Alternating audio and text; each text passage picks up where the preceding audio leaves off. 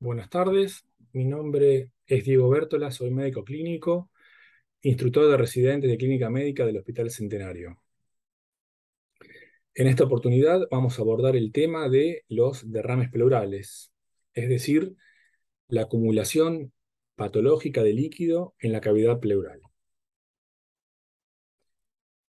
Los derrames pleurales constituyen un motivo de consulta y de internación frecuentes.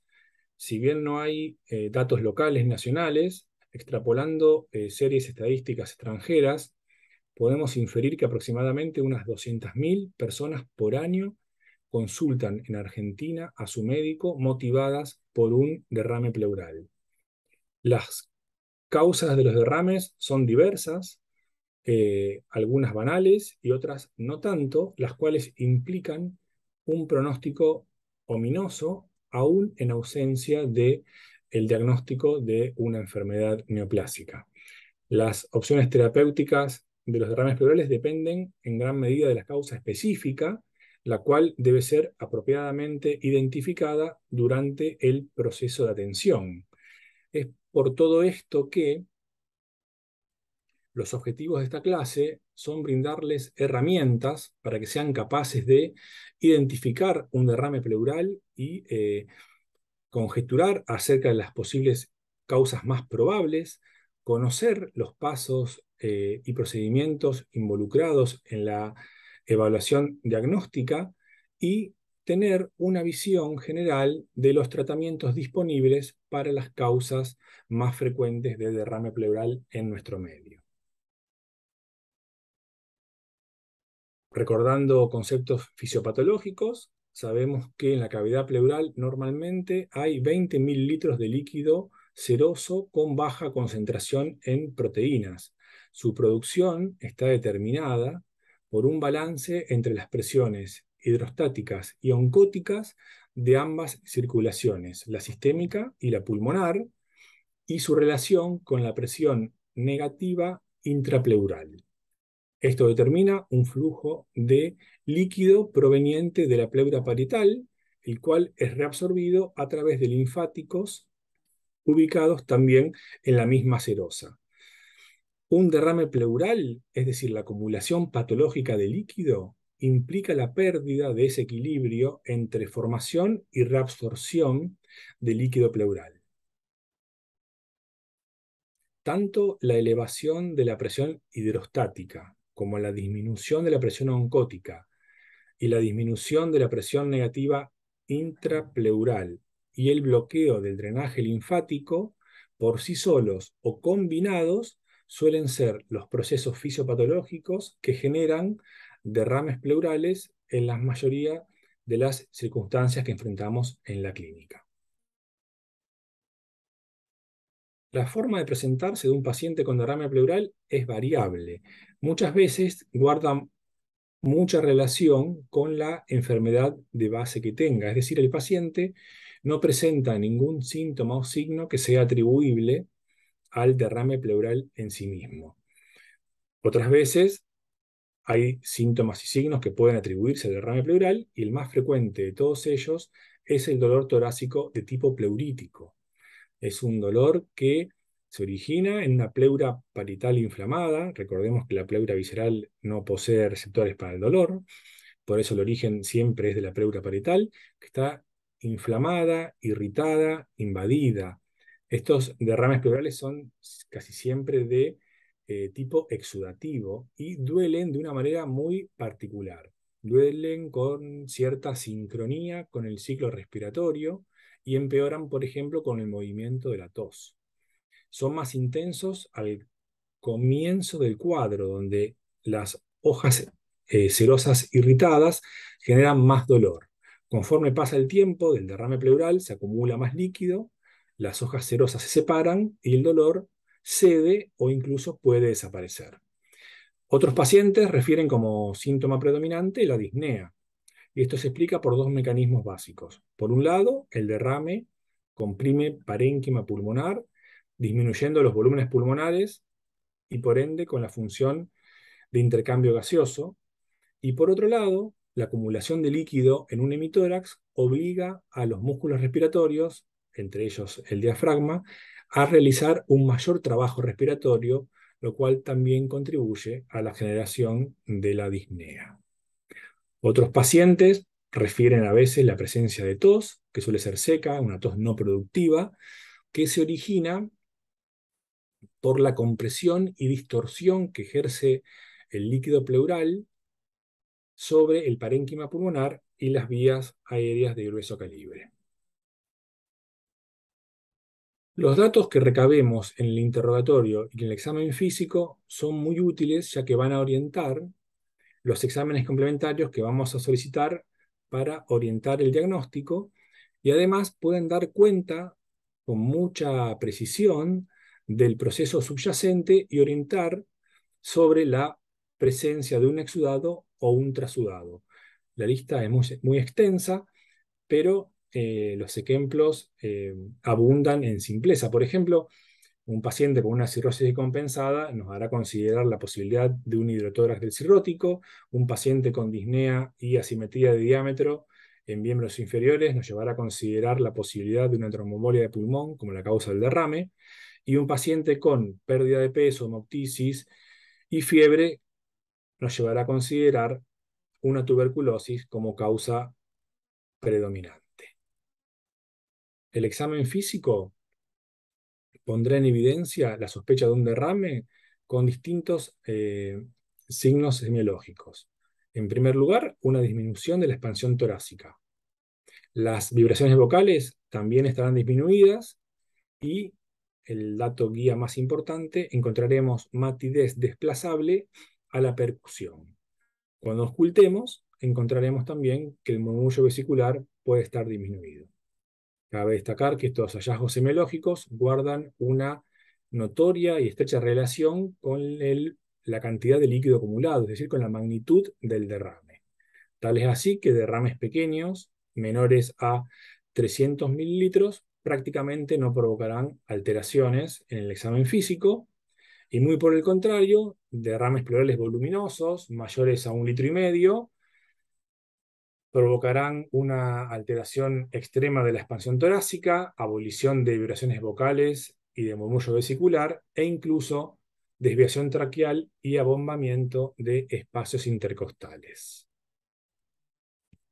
Siempre que existe la sospecha, por la historia clínica y el examen físico, de un derrame pleural, corresponderá realizar una radiografía de tórax, frente y perfil.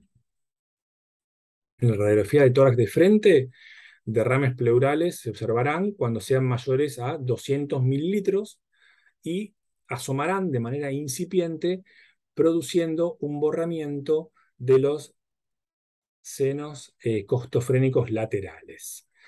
El perfil es un poco más sensible para detectar líquido de menor cantidad, y con 50 mililitros tendremos una opacidad suficiente en el seno costofrénico posterior, que pondrá en evidencia la presencia de un derrame pleural.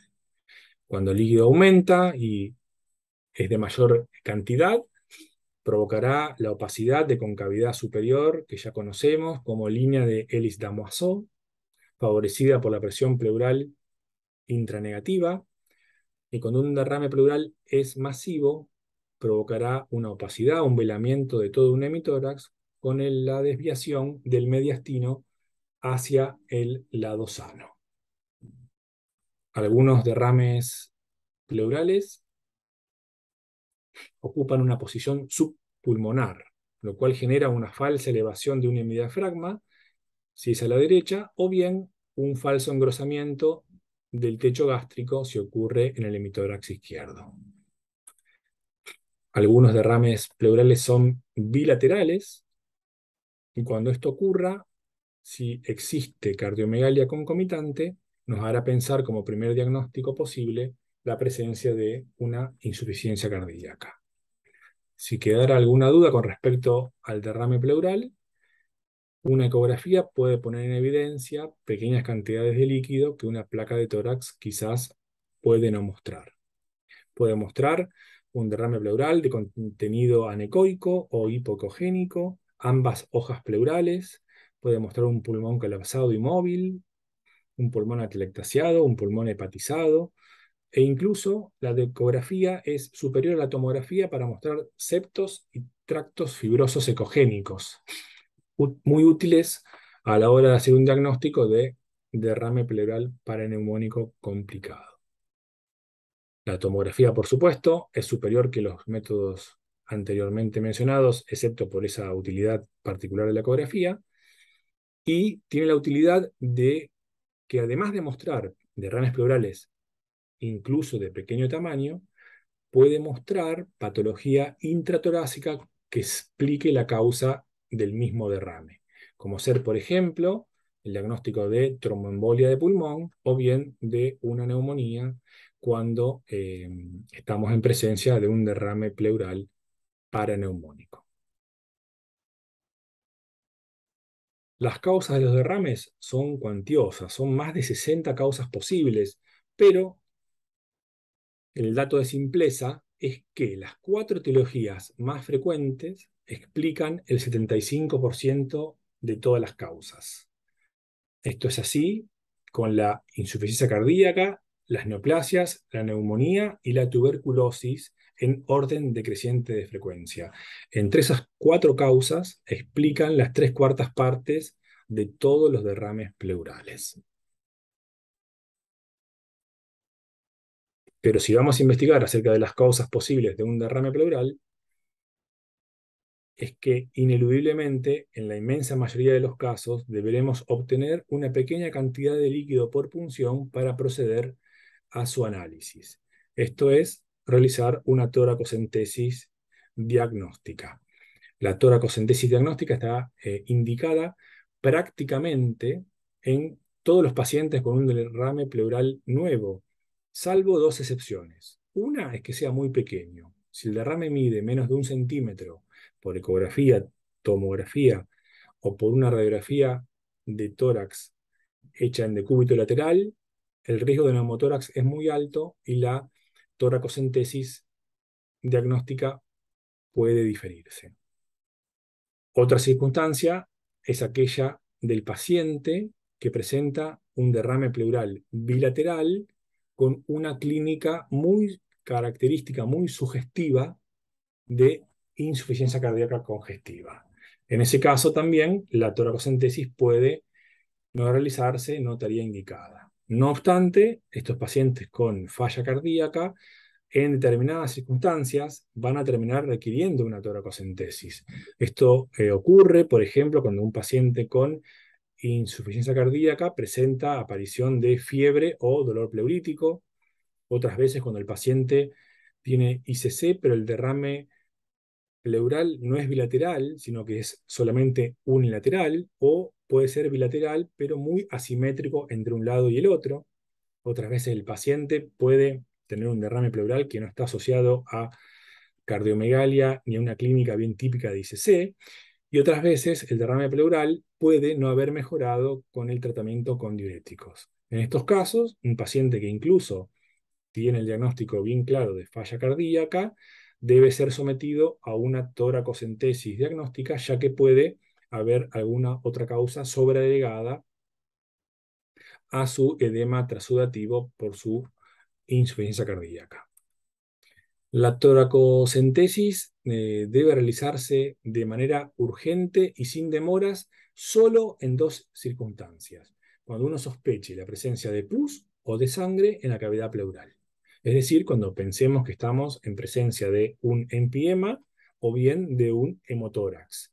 Esto es así porque tenemos que descartar estas circunstancias en las cuales está indicado un tubo de envenenamiento pleural de manera rápida o bien una derivación a quirófano para solucionar el hemotórax. Fuera de esas dos circunstancias, las toracocentesis diagnósticas pueden ser realizadas eligiendo el momento más apropiado. De hecho, se desaconseja realizar toracocentesis en horarios nocturnos o poco habituales. Se ha visto que estas toracocentesis en horarios nocturnos, que se realizan con mucha frecuencia en los sistemas de formación de residentes, están asociadas con mayor riesgo de complicaciones, ya sea neumotórax o infecciones. Existen pocas contraindicaciones para la toracocentesis y en general son relativas. Una de ellas sería la infección en el sitio de punción y otra es la presencia de una franca predisposición hemorrágica, es decir, pacientes con plaquetas menores a 50.000, un RIM mayor a 1,5 o una creatininemia mayor a 6 miligramos decilitro. Estos pacientes conllevan un mayor riesgo de sangrado, si bien el riesgo absoluto de sangrado es muy bajo, es menor al 0,2%, por lo cual, si un paciente se encuentra grave, antes de demorar la toracocentesis y corregir la diátesis hemorrágica, hay que valorar riesgo-beneficio y si se considera beneficiosa, hacerla de todas maneras, ya que el riesgo de sangrado, como decíamos, es extremadamente bajo. La complicación más frecuente suele ser el neumotórax, que en la era preecográfica, es decir, cuando hacíamos toracocentesis a ciegas o guiadas por percusión, ocurrían en un 10% de los casos. En esta era más moderna de guía ecográfica ocurre en menos del 3% de los casos. La infección también es en extremo infrecuente. El neumotórax es tan poco frecuente que, de hecho, no está indicada una radiografía de tórax de control postpunción, a diferencia de lo que sí hacemos, por ejemplo, cuando realizamos un acceso venoso central alto. Esta placa no está indicada de manera rutinaria y hay que solicitarla solo si en las 4 horas posteriores a la punción el paciente presenta algún síntoma sugestivo de neumotórax, como ser dolor pleurítico, disnea o bien tos. Está demostrado que cuando realizamos un neumotórax, este da manifestaciones clínicas en las 4 horas posteriores. Si ocurre este lapso de tiempo sin presencia de síntomas o signos orientadores, podemos quedarnos tranquilos. Otra circunstancia en la cual hay que hacer una placa de tórax rápidamente es aquella en la cual realicemos una toracocentesis y aspiremos aire húmedo que empaña la jeringa. En ese caso, la chance de haber hecho un neumotórax es muy alta. Una vez que punzamos, podemos observar el líquido pleural y ver el aspecto macroscópico, el cual nos va a dar mucha información. Un aspecto lechoso orienta a pensar en quilotórax o pseudoquilotórax. Los líquidos hemorrágicos son bastante orientadores a neoplasias y los líquidos purulentos son diagnósticos de empiema. Pero la inmensa mayoría de los líquidos serán posiblemente citrinos, más o menos claros, más o menos ámbar, y el aspecto macroscópico no nos alcanza para poder diferenciar entre trasudados y exudados, que es la gran disquisición que tenemos que hacer cuando evaluamos a un paciente con derrame pleural. ¿Por qué? Porque los trasudados son resultantes de un desbalance entre las fuerzas hidrostáticas y oncóticas. Obedecen a causas extrapleurales que son fáciles de identificar. Es decir, que un trasudado ocurre en una pleura sana y el tratamiento estará dirigido a la enfermedad de base. Por el contrario, un exudado resulta en un aumento de la permeabilidad de las membranas serosas, ya sea por inflamación, infiltración, infección y o bien por obstrucción linfática. Son causas pleurales, es decir, en estos casos la pleura está enferma en sí misma y encontrar, identificar cuál es la enfermedad pleural muchas veces constituye un dilema diagnóstico, algo que es un gran problema, ya que el tratamiento específico del derrame pleural en los exudados estará justamente destinado a tratar esa enfermedad pleural que tenemos que identificar. El aspecto macroscópico no sirve y nos hemos valido en los últimos 50 años o más para separar exudados de trasudados de ciertos criterios bioquímicos que se llaman criterios de Light. Estamos en presencia de un exudado cuando ocurre al menos una de estas siguientes características. Cuando el cociente de proteínas en líquido pleural con respecto al suero es mayor a 0,5, cuando el cociente de la concentración de lactato de deshidrogenasa en pleura con respecto al suero es mayor a 0,6, o bien cuando el valor absoluto del lactato de deshidrogenasa en líquido pleural supera las 2/3 partes del valor normal del lactato de deshidrogenasa en suero.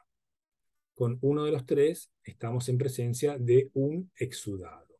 El uso de los tres criterios combinados nos ofrece una sensibilidad del 95% y una especificidad del 80% para clasificar exudados. Como podemos ver, son criterios sensibles, pero no tan específicos. Esto quiere decir que algunos trasudados van a ser clasificados de manera errónea como exudados. Esto es particularmente frecuente, por ejemplo, en pacientes con insuficiencia cardíaca que reciben tratamiento diurético y requieren una toracocentesis algunos días después de iniciado el mismo. Hay altas chances de que estos pacientes concentren su líquido pleural y presenten un derrame pleural trasudativo cardiogénico falsamente clasificado como exudado. Otros autores han intentado prescindir de la extracción sanguínea para hacer el diagnóstico de exudado y han usado criterios solo pleurales.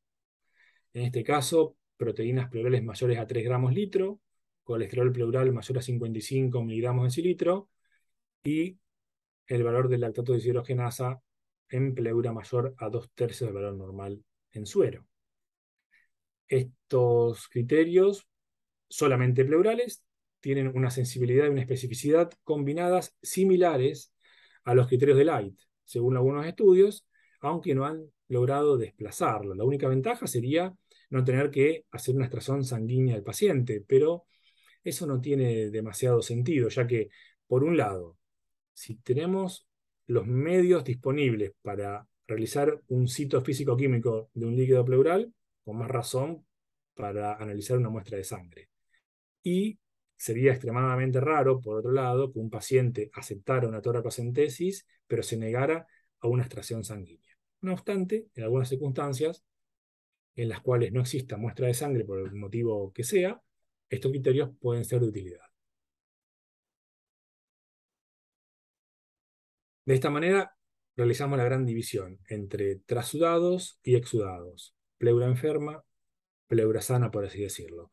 Los trasudados incluyen menos cantidad de entidades. Los trasudados son más escasos en diversidad, por así decirlo. Hay patologías que siempre dan exudados, como la insuficiencia cardíaca, excepto que, como decíamos antes, un paciente con diuresis profusa por diuréticos genere falsos exudados, la cirrosis, que también provoca el llamado hidrotórax del cirrótico, y el síndrome nefrótico con su hipoalbuminemia y caída de la presión oncótica. A veces una telectasia de un lóbulo o de todo el pulmón aumenta la presión negativa intrapleural y también puede provocar un trasudado adyacente. Causas más raras de trasudado son causas que habitualmente dan exudados, pero a veces trasudados. Por ejemplo, la tromboembolia de pulmón, que suele dar exudado, pero a veces por un poco de falla cardíaca derecha pueden generar un derrame trasudativo. El hipotiroidismo, que genera el mixedema, casi siempre da exudados, salvo excepciones, y el cáncer suele generar exudados como regla, pero a veces por obstrucción al drenaje linfático puede generar algún derrame de tipo trasudativo. Los exudados, por otro lado, una lista mucho más amplia de etiologías. Es acá donde están la mayor parte de los dilemas diagnósticos, donde están las enfermedades más difíciles de identificar. Entre ellas las neoplasias, el derrame pleural maligno, el cáncer de pulmón, cáncer de mama, mesoteliomas son los más frecuentes, también linfoma y leucemias. Infecciones bacterianas como la neumonía, el derrame paraneumónico, o bien el empiema, o bien la tuberculosis. Más raro aún, infecciones virales, parasitarias o fúngicas pueden generar derrames pleurales. La tromboembolia de pulmón, como antes mencionábamos. Enfermedades gastrointestinales, como la pancreatitis, la perforación esofágica o un absceso intraabdominal sufrénico puede generar un derrame pleural adyacente. La serositis reumatológica, las serositis autoinmunes del lupus eritematoso sistémico, la artritis reumatoide, la fiebre mediterránea familiar, son causas de derrame pleural también de tipo exudativo. Algunas drogas se pueden ver implicadas. La que más conocemos porque se usa mucho en nuestro medio es la amiodarona, también el metrolexato, clozapina, fenitoína, nitrofurantoína, dantroleno. Beta bloqueantes, que se usan con mucha frecuencia, pero rara vez pueden dar derrame pleural de tipo exudativo. Los pacientes con traumatismos, tenemos que estar atentos al hemotórax, que antes mencionábamos que es una urgencia, y otros trastornos inflamatorios diversos, como la pleuritis virémica de los pacientes con falla renal de gran magnitud, el síndrome de post-injuria cardíaca, ya sea por infarto o post-cirugía de recambio valvular o de revascularización miocárdica, la radioterapia, que provoca inflamación, sería una pleuritis actínica, o bien la sarcoidosis, otra infrecuente causa de granulomas no tuberculosos en la pleura. Al líquido pleural, el análisis, además de determinar si es exudado o trasudado, vamos a solicitar otras determinaciones bioquímicas muy importantes, según la sospecha que tengamos. Entre ellas, determinar el valor de pH, sobre todo cuando sospechamos infecciones. Si sospechamos infección, estamos obligados a mandar una jeringa heparinizada para que midan el pH en el aparato de ácido base. El pH bajo es el mejor predictor de complicaciones de un derrame pleural infeccioso bacteriano. En los derrames paraneumónicos, un pH menor a 7,2 indica la necesidad urgente de drenaje. En derrames neoplásicos no indica la necesidad de tubo de tórax, pero tiene valor pronóstico. A pH más bajo, menor sobrevida del paciente. La glucosa también hay que determinarla. Generalmente el líquido pleural tiene valores similares a los de la glucosa sérica. Cuando está disminuida, puede indicar consumo bacteriano, como por ejemplo en el empiema o en el derrame paraneumónico complicado o en la tuberculosis, o consumo por células inflamatorias, como en el caso de la artritis reumatoide. La lactato deshidrogenasa vimos que es un pilar fundamental para la separación de trasudados y exudados, en los criterios de Light, en los criterios pleurales solamente, y valores de mayor de 1000 se ven cuando existen neoplasias, artritis reumatoide o bien en casos de empiemas. El colesterol, dijimos que valores de más de 55 son consistentes con exudados, y cuando vemos valores mayores a 250 miligramos decilitro, definen el pseudoquilotórax. Es decir, definen el pseudoquilotórax, que son derrames pleurales de larga data, de larga evolución. Es un líquido estancado en la cavidad pleural que conlleva muerte celular de células inflamatorias, de células mesoteliales, que genera necrosis y destrucción de membranas celulares con la consiguiente liberación de colesterol y una alta concentración en líquido pleural. Si estamos en presencia de un pseudoquilotórax, tenemos que saber que el 90% de los casos son provocados por artritis reumatoide o bien por tuberculosis. Los triglicéridos,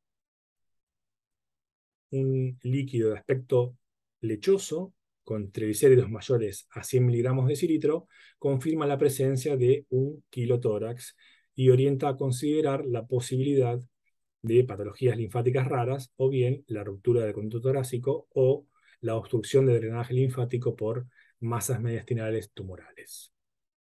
El recuento celular es muy importante. Es importante observar el predominio, si es polimorfonuclear o mononuclear. Los polimorfonucleares predominan cuando un proceso tiene corta evolución, predominan los procesos agudos. Por ejemplo, en derrames pleurales paraneumónicos, en empiemas o en tromboembolismo de pulmón. Por el contrario, la predominancia mononuclear o linfocitaria se observa en derrames pleurales de larga evolución, es decir, por ejemplo, en tuberculosis o en neoplasias. Es importante también realizar un recuento de glóbulos rojos y ver el hematocrito del líquido pleural con respecto al de el hematocrito sanguíneo, de sangre entera.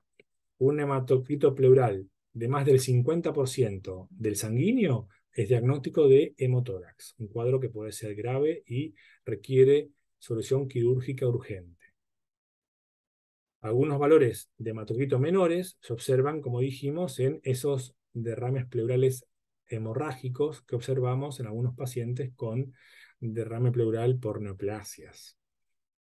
Y los pacientes con insuficiencia cardíaca congestiva sometidos a tratamiento diurético pueden presentar una modificación en su líquido pleural transudativo, el cual lo concentran, aumentando la concentración de glóbulos rojos, los cuales ocasionan como una especie de préstamo de lactato deshidrogenasa, haciendo que un derrame transudativo clasifique falsamente por criterios de Light como un exudado.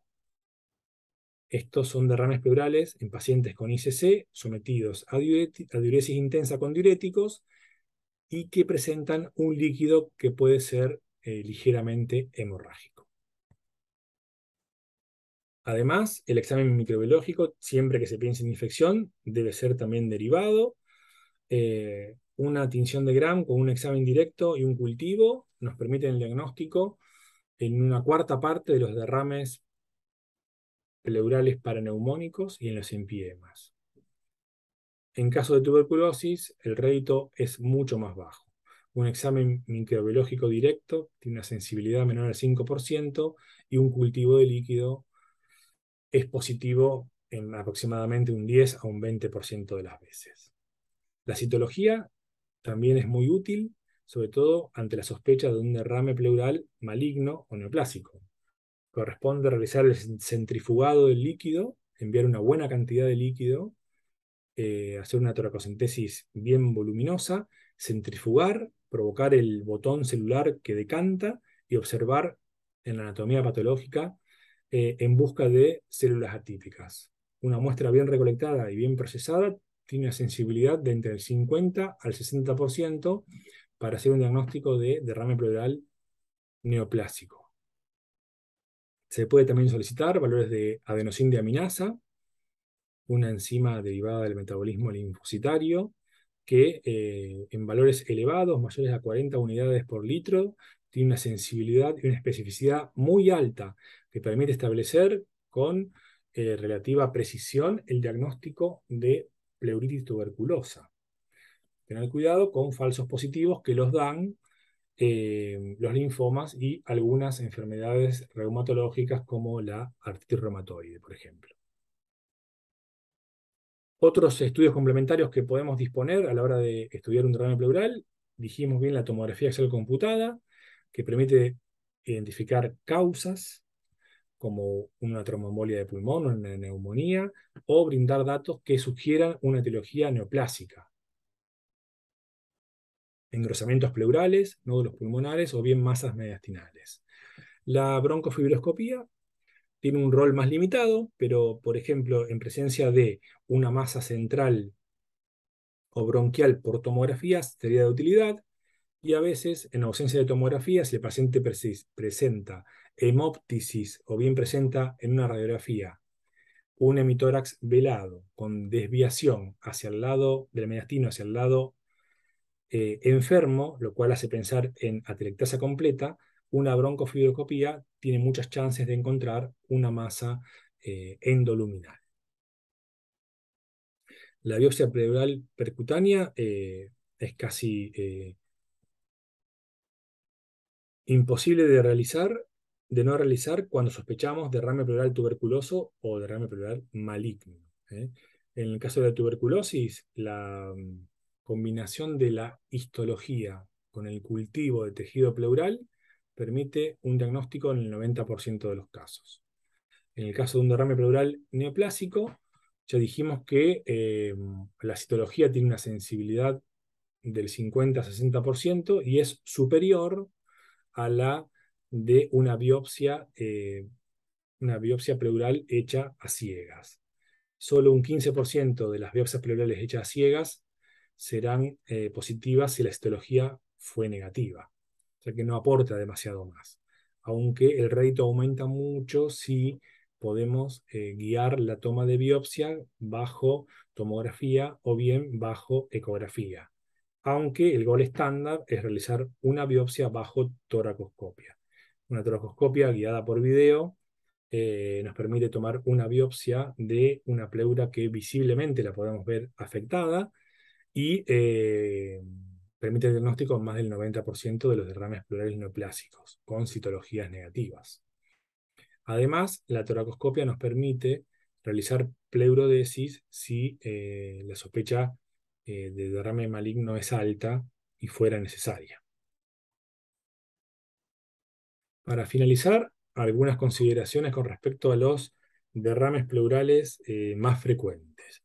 El derrame pleural por insuficiencia cardíaca da cuenta de un 35% de los casos. Un paciente con clínica sugerente de insuficiencia cardíaca y un hallazgo de un derrame pleural bilateral con cardiomegalia compatible no debería recibir una toracocentesis. Debe recibir tratamiento diurético y deberíamos ver que el 90% de esos casos desaparece con la diuresis forzada con el tratamiento farmacológico.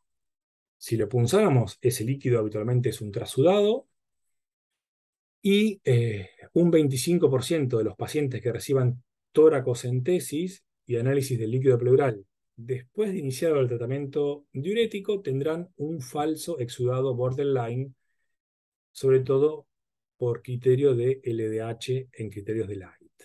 En esos casos, para poder separar las aguas y evitar usar métodos diagnósticos innecesarios en un paciente que solo tiene un trasudado mal clasificado, podemos recurrir a los gradientes de albúmina o un gradiente de proteínas. Un gradiente homólogo al que usamos en el líquido acítico, solo que en líquido pleural. Un gradiente de albúmina de líquido pleural de suero líquido pleural, mayor a 1,2 gramos de decilitro es concordante con un trasudado. Lo mismo con un gradiente de proteína suero líquido pleural mayor a 2,5. En ese caso, estamos en presencia de un trasudado, no habría que hacer ningún otro método diagnóstico en un paciente con ICC. El derrame paraneumónico, el complicado y el empiema. Estos derrames se forman adyacentes a una neumonía. Cuando los gérmenes infectan el espacio pleural, ocurre un derrame pleural paraneumónico complicado o bien un empiema. El empiema a veces puede originarse en ausencia de neumonía adyacente y el germen puede llegar por vía hematógena o bien por una infección contigua que no sea pulmonar. Algunas definiciones importantes son la de derrame paraneumónico simple o no complicado, la cual habla de un derrame pleural reactivo estéril. El derrame paraneumónico complicado ya es un derrame con gérmenes en su interior, y el empiema es un derrame con pus franco en el espacio pleural, ya sea que progresó de un derrame paraneumónico complicado o bien comenzó directamente siendo empiema por llegada hematógena o por contigüidad, como decíamos anteriormente. Un derrame pleural es complejo si tiene loculaciones internas y es simple cuando no tiene septos internos. A veces puede estar fijo, puede estar adherido, pero es un solo lóculo, u otras veces es desplazable con los cambios de posición del paciente. El derrame paraneumónico se desarrolla en 3 estadios. Un primer estadio que es exudativo, donde el líquido está libre, es de escasa cantidad y no contiene gérmenes. En este caso, resuelve con antibióticos. El estadio 2 es el del líquido pleural, que ya es fibrino purulento y posee gérmenes en su interior. Hay una infección que genera loculaciones y adherencias. Se suele cursar con un pH menor a 7,2 y además de los antibióticos, para curar requiere siempre tubo de tórax.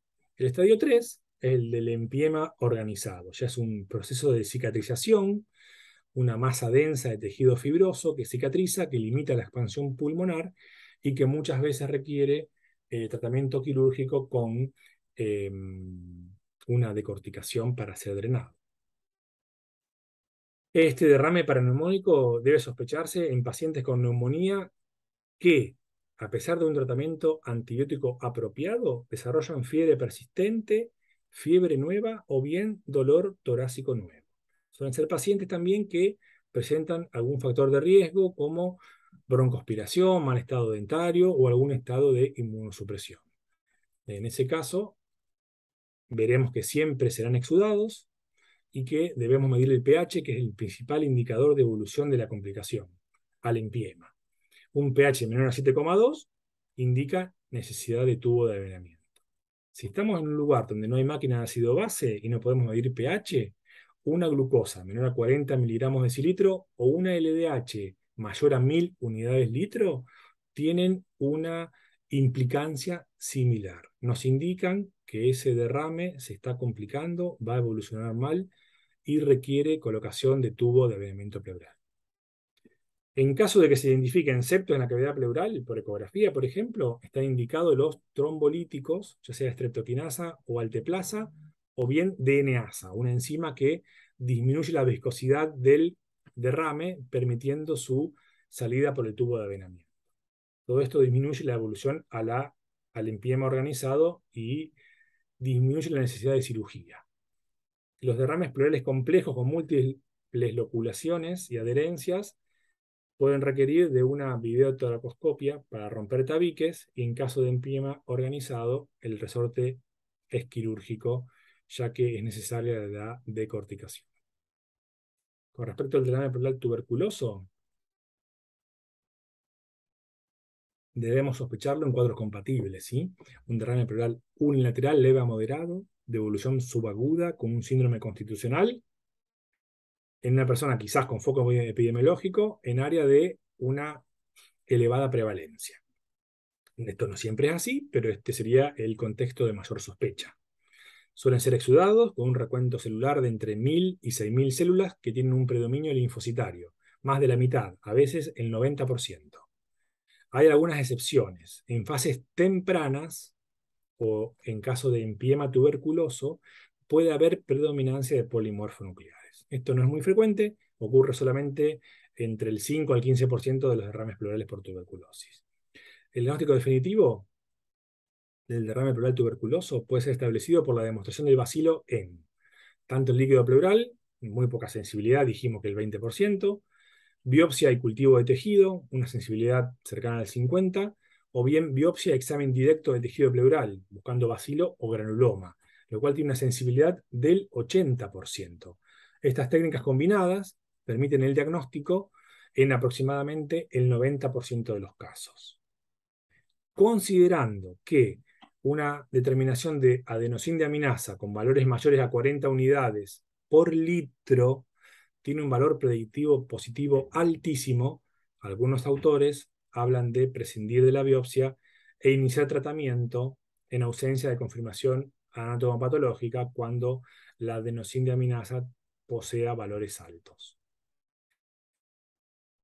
Falsos positivos, hay que tener cuidado, ocurren en casos de linfomas y las serositis autoinmunes. El tratamiento del derrame pleural tuberculoso es médico, es farmacológico con tuberculostáticos, aunque puede ser necesaria la colocación de un tubo de drenaje pleural en caso de un derrame pleural muy voluminoso que provoque una disnea importante. En caso de evolución en el fibrotórax, quizás pueda ser necesaria una decorticación quirúrgica. Con respecto al derrame pleural maligno, es secundario a la infiltración pleural por células neoplásicas y la causa más común es el cáncer de pulmón o de mama en más del 75% de los casos. El mesotelioma, que es el tumor primario de pleura, ocurre en solo un 10% de los casos de derrame pleural. La técnica de imágenes que mejor rédito tiene es la tomografía con contraste endovenoso, que puede mostrar engrosamiento pleural, nódulos pleurales, afectación de la pleura mediastinal o evidencia del tumor primario. El diagnóstico se hace con la demostración anatomopatológica de células malignas en líquido o tejido pleural. La citología del líquido, bien realizada, tiene sensibilidad del 50-60%. Y una biopsia guiada bajo tomografía o bajo ecografía, una sensibilidad del 75 al 95. No obstante, como dijimos antes, el gol estándar es la biopsia tomada por videotoracoscopía, que tiene una sensibilidad del 90 al 100%, pero se reserva en casos en los cuales la citología haya sido negativa. Este tipo de derrame neoplásico conlleva mal pronóstico. En caso de metástasis son estadios 4.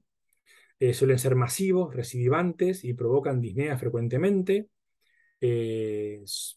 El objetivo terapéutico es realizar toracocentesis evacuadoras para mejorar la calidad de vida y reducir los síntomas. Si las toracocentesis se necesitan con demasiada frecuencia, la pleurodesis con talco es el procedimiento recomendado. El tubo de tórax tiende a evitarse y solo sería necesario colocarlo en caso de pacientes que tengan muy mala sobrevida esperada, en general menor a un mes. Bueno, esto ha sido todo. Hemos repasado las principales causas de derrame pleural. Es el fin de la presentación y les agradezco mucho por su atención. Espero que les haya sido de utilidad. Hasta luego.